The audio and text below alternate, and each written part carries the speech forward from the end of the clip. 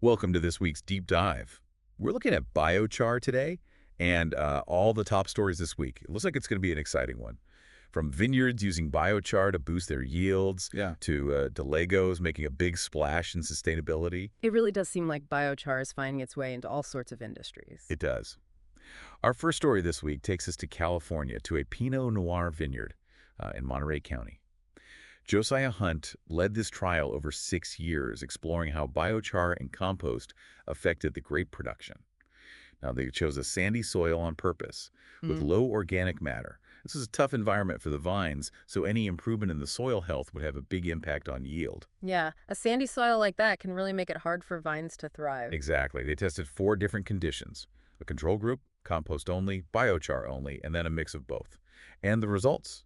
Well, the vines that got both compost and biochar yielded a 30% increase. That's 30% more grapes. Wow, that's a substantial increase, especially when you think about how much money that means for the vineyard. Yeah, by harvest number 6, that's an extra $17,607 per acre.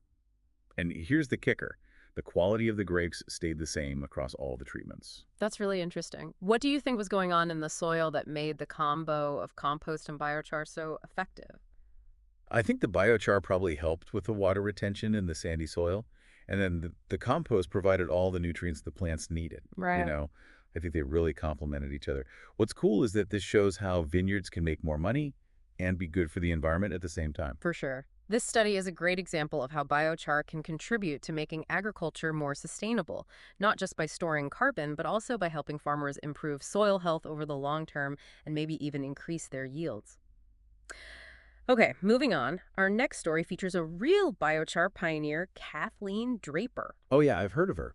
She's been a leading voice in the biochar world for over 10 years, and she co-authored 2 really important books, Burn and Terra Preta. She's got a very pragmatic approach, focusing on making real-world solutions with biochar. Yeah, I'm always impressed by Draper's insights. She's good at cutting through all the hype and getting to the real challenges of actually scaling up the biochar industry.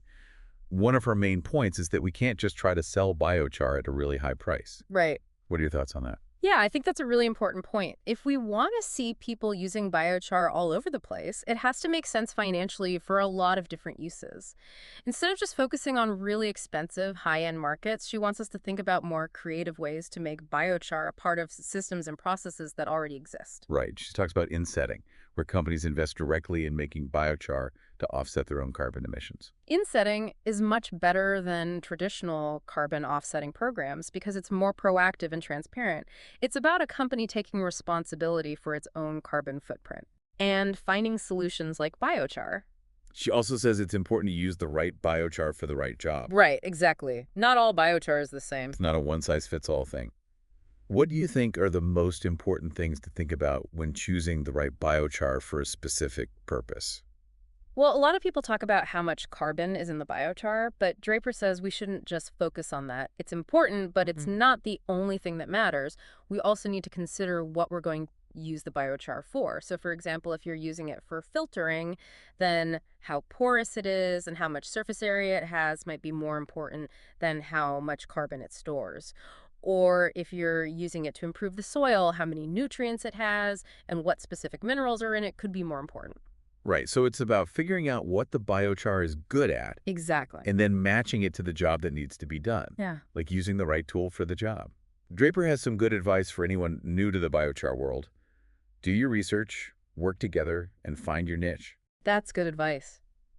It's important to understand the science behind biochar and how the industry works.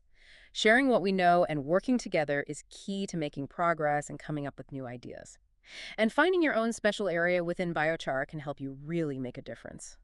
Speaking of new ideas, our next story is about a pretty surprising player in the biochar world, Lego. Yeah, Lego.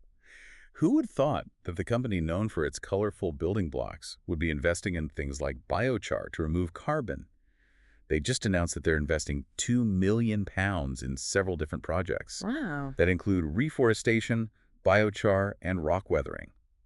Rock weathering uses crushed rock to capture carbon in farm fields. That's great. I mean, it's a big move for such a big company, and I think it shows that more and more people are realizing that nature-based solutions like biochar are really important for dealing with climate change. I'd love to know more about these reforestation and biochar projects they're funding. Me If too. they choose the right projects, that could have a huge impact. They haven't released all the details yet, but I'm eager to see what projects they choose and how they're going to measure their impact. What's also interesting is that Lego is putting money into research for direct air capture and storage technology. That's those big machines that suck carbon right out of the air. That's smart. It shows that they're not just looking for a quick fix, but are willing to invest in a bunch of different solutions that could help us transition to a low carbon economy over the long term. Right. It's encouraging to see a company like Lego being so proactive, and hopefully it'll inspire other companies to do the same. All of this is part of their goal to be net zero by 2050. And they're not just focused on their own emissions, they're also working to get their suppliers to reduce their carbon footprint too. Yeah. So they're really looking at their whole supply chain. That's a really important point. Their actions are going to have a ripple effect throughout their whole operation. It's a much more comprehensive approach to sustainability, Yeah. and it acknowledges that global supply chains are all connected and we need to work together. Okay, our last story takes us to the UK. The Shropshire Council over in Ludlow are planning to build a £2 million biochar plant. Oh, wow. This is a perfect example of how local governments are starting to incorporate biochar into how they deal with waste. Hmm. That's a good idea, right? Because Yeah. producing biochar is a way to keep organic waste out of landfills, and you end up with something useful you can put back into the soil. Yeah, they're going to use an old anaerobic digestion facility, Okay. and they're going to use pyrolysis to process green waste, wood, and compost. Repurposing old facilities is a really good move. It lessens the impact on the environment and shows that they're serious about reusing things instead of just throwing them away. Right. And pyrolysis, which is heating up organic material without any oxygen, is a key process for making high-quality biochar. I am curious about how the local community feels about this project, though. They say that the impact on the environment will be minimal, but some residents have raised concerns about how the decision was made. Hmm. They feel like it wasn't transparent enough, and they wanted to be more involved. You know, that shows how important it is to involve the community from the very beginning of any biochar project. Mm. Open communication and actually listening to and addressing people's concerns are really important for building trust Yeah. and making sure the project is accepted. Transparency is so important for any project, especially when it comes to dealing with waste. Definitely. It's about making sure everyone feels heard and knows what's going on throughout the process. It's a good lesson for other local governments that are thinking about doing biochar projects. How the public perceives the project and whether they support it can make or break it. Going back to Kathleen Draper for a minute, she had some interesting thoughts about how we talk about biochar. She thinks that instead of trying to make biochar a household name, we should focus on promoting the idea of carbon cycling and how biochar fits into that. That's interesting. It's about looking at the bigger picture of sustainability, not just one specific material. Exactly. Instead of getting lost in all the technical stuff about what biochar is, we can focus on how it helps create a circular economy, reduces waste, and stores carbon. It's about telling a story that connects with people's values and their hopes for a healthier planet. It's a much more compelling narrative. Draper also talked about how important research and development are, especially when it comes to figuring out the best way to use biochar for different purposes. We talked about this a bit earlier, but I'd like to dig a little deeper into what makes biochar good quality. Sure. We talked about how focusing only on how much carbon the biochar contains can be misleading. Storing carbon is an important benefit of biochar, but it's not the only thing that matters. Depending on what it's made from and how it's processed, biochar can have all sorts of different properties that make it better or worse for certain jobs. Can you give me some examples of those properties and how they can be different? Of course. Porosity, for example, is how much empty space there is inside the biochar. Biochar with a lot of pores can hold more water and nutrients, which is great for improving the soil. Surface area is important too. The more surface area there is, the more space there is for microbes to live, which makes the soil healthier. And the amount of nutrients can vary a lot too. Some biochars have a lot of important nutrients like phosphorus and potassium, while others might have trace elements that help plants grow. So it's not just about how much carbon is in there, but also about what it looks like and what it's made of. It sounds like you can really customize biochar to do different things. Exactly, and that's why research is so important in this field. Scientists are always looking for new ways to make biochar better, change its properties, and find new uses for it. It's exciting to think about all the possibilities. Let's go back to that Lego story for a minute. Their investment in biochar and other carbon removal technologies is a pretty big deal. What do you think this means for the future of the biochar industry? I think it shows that people are starting to take biochar seriously and that it's not just a niche thing anymore. When a big, well-known company like Lego supports biochar, it sends a message to everyone that it's a real solution that can help companies meet their sustainability goals. It's like they're giving it their stamp of approval, which could encourage other companies to start using biochar to reduce their carbon emissions. Exactly. And it's not just about corporate responsibility. Lego's investment could lead to new discoveries and make biochar cheaper to produce so more people can use it. It's a win-win for the environment and the economy. Let's talk about that biochar plant in Ludlow. Using an old anaerobic digestion facility seems like a really smart way to keep costs down and reduce their environmental impact. It's a great example of the circular economy. Instead of building something brand new, they're reusing what's already there, which is good for the environment and makes the project more affordable. The fact that they're going to be processing different types of feedstocks, green waste, wood, and compost shows that they're being flexible and adaptable. It sounds like they're taking a really holistic approach to waste management and resource recovery.